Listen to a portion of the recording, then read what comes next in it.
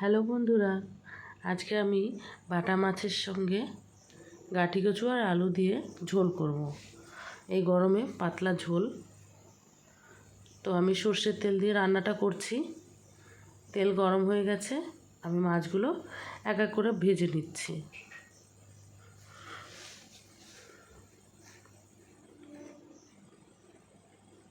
সব মাছগুলো দিয়ে দিয়েছি। এবার একটু উল্টে দিচ্ছি। এবার মাছটা আমি তুলে নিচ্ছি।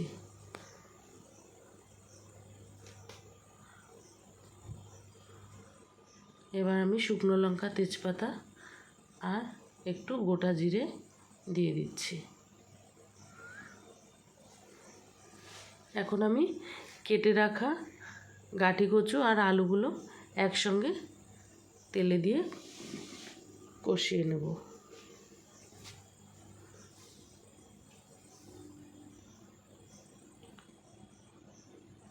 আমি লবণ দিয়ে দিলাম আর গুঁড়ো হলুদ দিয়ে দিলাম।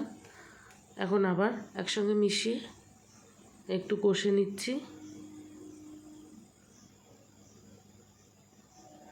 আদা আর কাঁচা লঙ্কা বাটা দিয়ে দিলাম। এখন দিচ্ছি জিরের গুঁড়ো।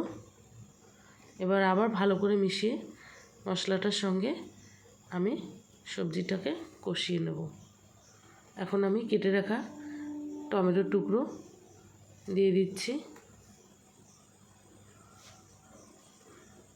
এই গরমের মধ্যে পাতলা ঝোল খুব ভালো লাগবে খেতে।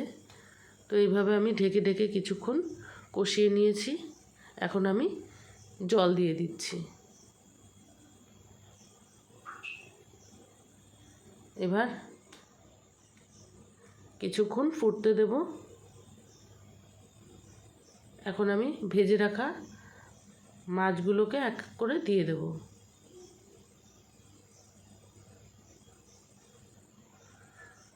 এবার কিছুক্ষণের জন্য আমি ঢেকে দেব।